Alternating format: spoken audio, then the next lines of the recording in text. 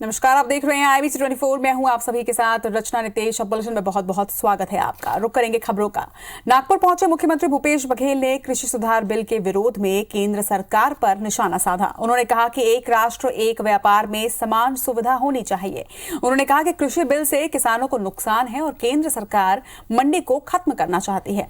CM का आरोप है कि केंद्र सरकार बड़े व्यापारियों के फायदे के लिए किसानों का नुकसान कराना चाहती है। उन्होंने ये भी कहा कि मंडी को खत्म कर केंद्र सरकार अपने ही खेत में किसानों को मजदूर बनाना चाहती है।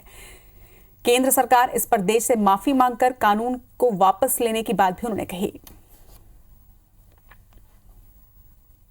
अलग अलग राज्यों में मंडी के अलग अलग कानून बने हुए हैं जो केंद्र सरकार निर्देश करती है और राज्य सरकार उसे अनुपालन करते हुए अपने नियम में संशोधन करती है। जबकि कृषि है वो राज्य का विषय है। इसके बावजूद भी केंद्र सरकार ने राज्यों से कोई परामर्श नहीं किया, न ही किसान संगठनों से परामर्श किया और सीधा सीधा ये कानून बना दिया। कृषि सुधार बिल को लेकर कांग्रेस ने रायपुर में भी मोर्चा खोला। प्रभारी PL पूनिया, प्रदेश अध्यक्ष मोहन मरकाम, मंत्री रविंद्र चौबे ने केंद्र सरकार पर जोरदार हमले किए। कृषि मंत्री रविंद्र चौबे ने कहा कि केंद्र सरकार छत्तीसगढ़ की धान खरीदी को प्रभावित करना चाहती है। इस बिल से किसान आर्थिक गुलामी की दिशा में जाएंगे। वहीं प्रदेश कांग्रेस प्रभारी PL पूनिया ने कहा कि देश भर के किसान इस कानून का विरोध कर रहे हैं। RSS का किसान और स्वदेशी संघ भी इसके विरोध में है। केंद्र सरकार बिना किसी से चर्चा किए ये बिल लेकर आई है। उधर बीजेपी ने भी कांग्रेस पर पलटवार करते हुए कहा कि कृषि सुधार बिल किसानों के हित में है और कांग्रेस इस पर भ्रम फैला रही है। कैसा कानून है, किससे पूछ के बनाया है, किससे चर्चा की है, किन किसान संगठनों से चर्चा की है, किन लोगों से चर्चा की है, राजनीतिक दलों से किससे चर्चा की है, जिससे कि आप इस बिल को ले आए जो किसी को पसंद नहीं आ रहा। ये मंडी कानून हटने के बाद, चूंकि उड़ीसा से धान आता था, झारखंड से धान आता था, तेलंगाना से धान आता था, वहां 900 रुपया, 1000 रुपया में बड़े पूंजीपति धान खरीद करके छत्तीसगढ़ के बाजार को खराब करना चाहते थे। आने वाले समय में हमारे धान खरीदी को भी प्रभावित करने का मोदी जी का ये तरीका है। इसलिए इस कानून का विरोध करना जरूरी है। APMC रहेंगी, मंडियां रहेंगी,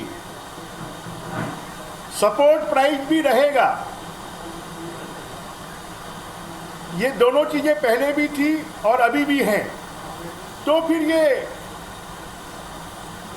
विपक्षी गिने चुने कुछ दल और कांग्रेस पार्टी, इनके पेट में दर्द क्यों है? उपचुनाव के लिए मरवाही में सियासी सरगर्मियां अपने पूरे शबाब पर हैं, जहां हर रोज मंत्रियों नेताओं के दौरे हो रहे हैं। वहीं पार्टी कार्यकर्ताओं का पाला बदलने का क्रम भी जारी है। इस बीच कांग्रेस और भाजपा ने अपने अपने प्रभारियों की नियुक्ति में भी एक दूसरे को पटकने की कोशिश की है। कुल मिलाकर मरवाही अब पूरे सियासी रंग में रंग चुका है।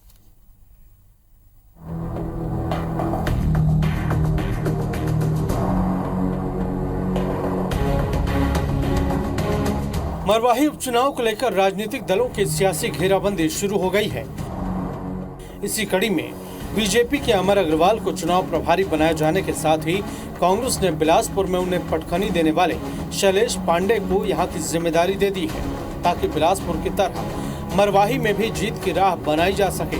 साथ ही मरवाही की जनता को ये मैसेज दिया जा सके कि जो बिलासपुर में खुद अपनी सीट नहीं बचा सकते, वो मरवाही की जनता का सपना कैसे पूरा करेंगे। कांग्रेस हड़बड़ाई हुई है तो वो अपना आधार ढूंढ रही है, अभी जीतने के लिए नहीं कि कम से कम एक स्थिति हो जाए। मरवाही की जनता अब वहाँ पर भारतीय जनता पार्टी को चाह रही है। निश्चित तौर पे आगामी मरवाही चुनाव में भारतीय जनता पार्टी का विधायक होगा। भारतीय जनता पार्टी के मरवाही चुनाव के जो प्रभारी हैं वो बौखला गए हैं डर के मारे। मुझे पूरा विश्वास है हमारे कार्यकर्ता हमारी सरकार की जो नीतियां हैं, रीतियां हैं और योजनाएं हैं उसको जनता तक पहुंचाएंगे और इस बार चुनाव में, मरवाही चुनाव में कांग्रेस को वहां पर आशीर्वाद मिलेगा। वहीं गौरेला पेंड्रा मरवाही जिले का प्रभारी मंत्री बनने के बाद जय सिंह अग्रवाल 12वीं बार मरवाही दौरे पर पहुंचे। कुड़कई में आयोजित आजीविका मिशन के कार्यक्रम में शामिल होने के बाद राजस्व मंत्री ने अफसरों को कार्यशैली में सुधार लाने के निर्देश दिए। इस कार्यक्रम में जेसीसीजे को एक और झटका लगा। जोगी परिवार के करीबी और बिलासपुर जिला पंचायत के पूर्व सदस्य अजीत सिंह पेंद्रो बेटे के साथ कांग्रेस में शामिल हो गए। चुनाव होना तय है, क्योंकि ये चुनाव आयोग की घोषणा है कि 29 नवंबर से पहले बिहार के साथ यहाँ का चुनाव होगा। तारीखें तय नहीं हुई है, उस हिसाब से सभी पार्टियां अपनी अपनी तैयारी करती हैं। हमारी पार्टी भी तैयारी करेगी कि कोई भी अधिकारी गलत करेगा तो वो यहाँ नहीं रहेगा। इधर मरवाही में होने वाली अघोषित बिजली कटौती को लेकर जहां जेसीसीजे के प्रदेश अध्यक्ष अमित जोगी ने गौरेला स्थित अपने घर में आमरण अनशन शुरू किया, वहीं गोंडवाना गणतंत्र पार्टी की रितु पेंद्राम ने जन समस्याओं को लेकर ग्रामीणों के साथ कलेक्ट्रेट का घेराव किया। शरद अग्रवाल, IBC 24, गौरेला पेंद्राम, मरवाही। छत्तीसगढ़ चुनाव घोषणा पत्र क्रियान्वयन समिति का गठन 8 माह पहले हुआ था, लेकिन समिति की बैठक अब तक एक बार भी नहीं हुई है। बताया जा रहा है कि आने वाले दिनों में इस समिति की बैठक होने वाली है, ताकि बिहार चुनाव समेत अन्य 65 विधानसभा उपचुनाव के प्रचार में छत्तीसगढ़ सरकार को चुनावी वादे पूरी करने वाली सरकार के रूप में पेश किया जा सके। ये समिति AICC ने अपने सभी कांग्रेस शासित राज्यों में चुनावी वादों की सतत निगरानी के लिए बनाई है। प्रदेश कांग्रेस अध्यक्ष मोहन मरकाम का दावा है कि 36 चुनावी वादों में से 23 वादे पूरे कर लिए गए हैं, बाकी वादों को बचे हुए 3 साल में पूरा कर लिया जाएगा। मरकाम ने यह भी कहा कि अभी मरवाही चुनाव पर पार्टी का फोकस है, लेकिन चुनाव घोषणा पत्र क्रियान्वयन समिति की बैठक जल्द ही होगी। वहीं पूर्व मंत्री बृजमोहन अग्रवाल का कहना है कि देश प्रदेश के सामने कांग्रेस का चुनावी घोषणा पत्र एक्सपोज हो चुका है। इनके पास वादा पूरा करने के लिए पैसा ही नहीं है। 2018 के चुनाव में हम 36 वादों के साथ छत्तीसगढ़ की महान जनता के बीच में गए थे। 36 वादों में हम लोग 24 वादे इन पौने 2 वर्षों में किए हैं। कांग्रेस की सरकार जो कहती है वो पूरा करती है। बचे वो वादे अभी जो 3 वर्ष बचे उसमें हम पूरा करेंगे। अब तो सरकार और उसका घोषणा पत्र पूरे देश के सामने एक्सपोज हो गया है कि ये सरकार जो है पूरी तरह कंगाल है, पूरी तरह नकारा है। विकास के काम पूरे छत्तीसगढ़ में अवरुद्ध हो गए हैं। खाली जो लोक लुभावन नारे थे, उन नारों के दम पर खाली सरकार टिकी हुई है। नियमितीकरण की मांग को लेकर छत्तीसगढ़ में संविदा स्वास्थ्य कर्मचारी अब आर पार की लड़ाई के लिए तैयार हो चुके हैं। वहीं स्वास्थ्य विभाग बैकफुट पर आ गया है। स्वास्थ्य कर्मियों के इस्तीफे पर राष्ट्रीय स्वास्थ्य मिशन संचालक ने सभी CMHO को आदेश जारी करते हुए इस्तीफा अस्वीकार करने के लिए कहा है। NHM की MD डॉक्टर प्रियंका शुक्ला ने महामारी के दौरान संविदा कर्मचारियों के इस्तीफे को नियम विरुद्ध बताया है।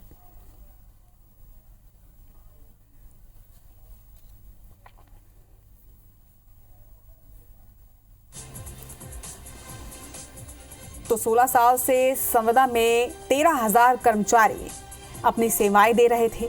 स्वास्थ्य कर्मियों का अब नियमितीकरण की मांग को लेकर विरोध शुरू हो चुका है, हड़ताल शुरू हो चुका है। संविदा स्वास्थ्य कर्मचारी आर पार की लड़ाई के मूड में प्रदेश में नजर आ रहे हैं और पूरे प्रदेश में इन्हें समर्थन भी अब मिल रहा है। इस्तीफे अस्वीकार करने के हालांकि अब निर्देश दे दिए गए हैं, क्योंकि इस्तीफा भी स्वास्थ्य कर्मचारियों द्वारा दिया गया था। वहीं प्रदेश के सभी CMHO को अब यह आदेश जारी कर दिया गया है कि नियम विरुद्ध है ऐसे वक्त पर इस्तीफा देना, इसलिए इस्तीफा मंजूर नहीं किया जाएगा। महामारी के दौरान इस्तीफे को नियम के विरुद्ध बताया गया है। वहीं 50 कर्मचारियों को बर्खास्त करने के बाद कर्मचारी बेहद गुस्से में है और उसके बाद ही उन्होंने इस्तीफा दिया। रायपुर जिले में 104 स्वास्थ्य कर्मचारियों ने अपने इस्तीफा भेजा है और लगातार अलग अलग जिले से इस्तीफा सामने आ रहा है। कोरिया, बलरामपुर, जशपुर में भी स्वास्थ्य कर्मियों के इस्तीफे का दौर लगातार जारी है।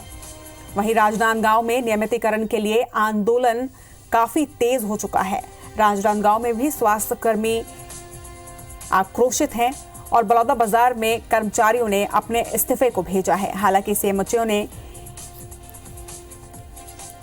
इस्तीफे को मंजूर नहीं करने के निर्देश हर किसी को दिए हैं। वहीं मनेंद्रगढ़ में कोरोना वॉरियर्स सम्मान स्वास्थ्य कर्मियों ने वापस भी लौटाया है। स्वतंत्रता दिवस पर प्रशासन ने यह प्रशस्ति पत्र इन्हें दिया था, जिसे स्वास्थ्य कर्मचारियों ने वापस लौटा दिया है। ये हड़ताल है, अभी नया नहीं है, हमारी जो मांगे हैं सरकार बनी है तब से करते आ रहे हैं, पूर्व की सरकार से करते आए हैं, लेकिन शासन ने हमारी किसी मांगों पर आज तक ध्यान नहीं दिया। मैंने उनको माननीय कलेक्टर महोदय का ऑडियो रिकॉर्डिंग उन लोगों को प्रेषित किया था कि आप लोग जो है वो एक डेलीगेशन के साथ में 5 लोग जो है वो चर्चा कर लें, और उन्होंने यह भी सहमति दी है कि अगर हम वहाँ पर जो भी निर्णय होगा आपस में बातचीत में और उसको फिर हम स्वीकार करेंगे। इस तरह से उन्होंने अपनी सहमति अभी प्रदान की है।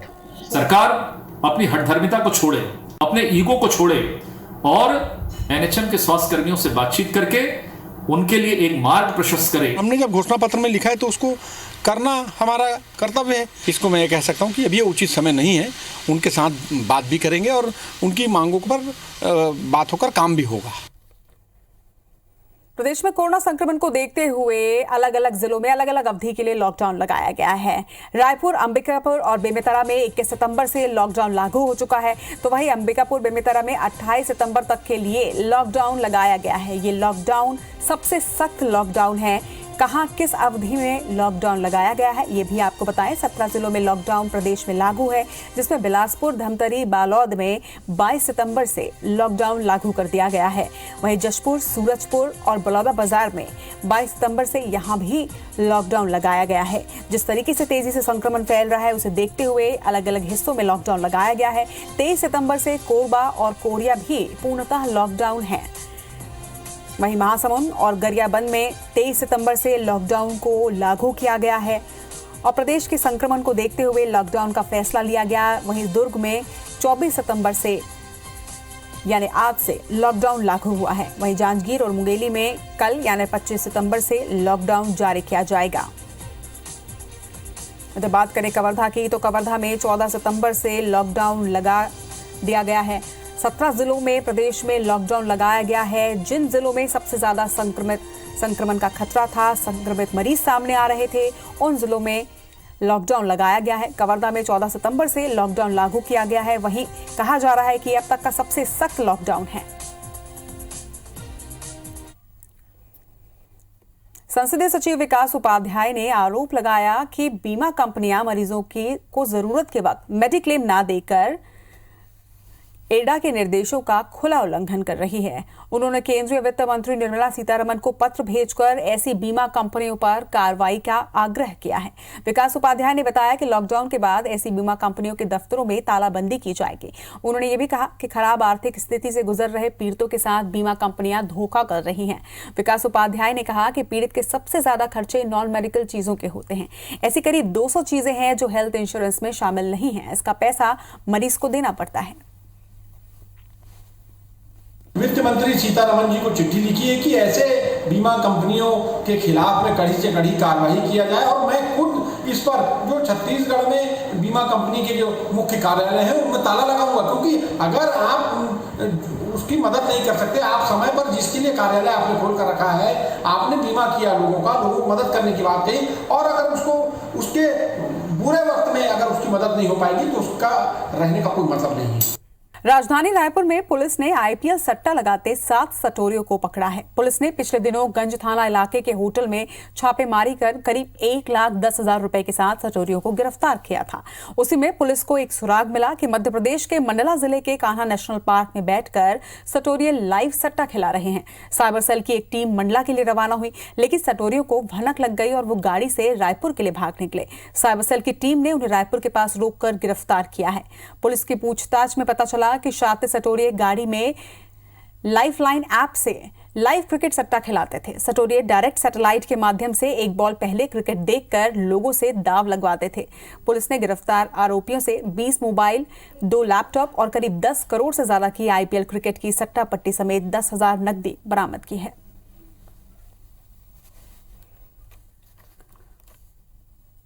राजनांदगांव जिले के मोहला इलाके में सड़क निर्माण का विरोध करते हुए नक्सलियों ने 5 गाड़ियों में आग लगा दी।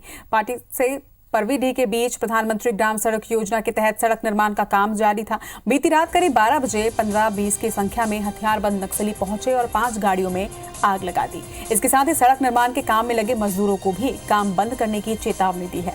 पुलिस ने नक्सलियों के खिलाफ मामला दर्ज किया है और तलाश की जा रही है।